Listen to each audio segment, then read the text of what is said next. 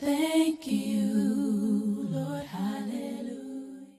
Salut, c'est Jennifer et je suis très contente de vous retrouver encore ce matin. On va commencer cette vidéo par une simple question.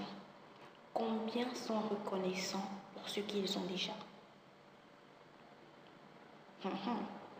Combien sont reconnaissants pour ce qu'ils ont déjà?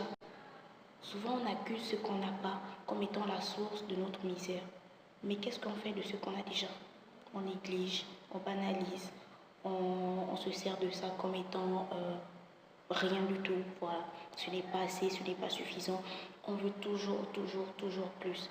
Mais on néglige ça devait être la base de notre vie. Parce qu'on l'a déjà. Et donc on doit se servir pour pouvoir obtenir ce qu'on n'a pas. On doit chérir des moments qu'on passe avec notre famille parce que demain, on n'aura plus à nos côtés. On doit chérir les amis que nous avons parce que demain, ils ne seront peut-être plus là. Donc, chérissons ce qu'on a déjà. Le bonheur se trouve souvent dans des petites choses qu'on néglige, comme le fait de passer du temps avec sa famille, comme le fait de chérir la présence de son meilleur ami. Tu es jeune, tu es une fille, tu es belle. Tu as un enfant, mais tu jalouses les filles dehors qui s'habillent sexy, qui peut-être demain n'auront pas d'enfant. Donc ne fais pas de ton enfant un complexe. Ne fais pas de ta vie de jeune mère un complexe. Tu peux tout aussi bien vivre ta vie en étant une jeune maman. Profite de cela. Profite de chaque moment que tu passes, de chaque événement qui arrive dans ta vie. Parce que tu aurais pu vivre le pire.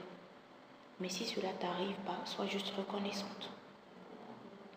Profite du fait que tu vives encore dans la maison de tes parents.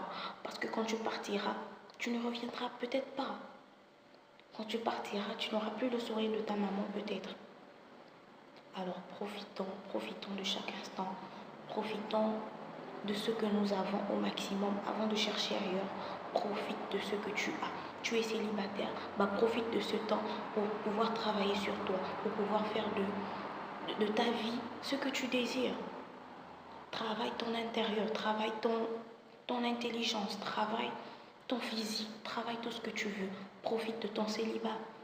Tu es marié, tu es en couple, profite de la présence de ton conjoint. Parce que demain, tu ne l'auras peut-être pas. La vie est incertaine.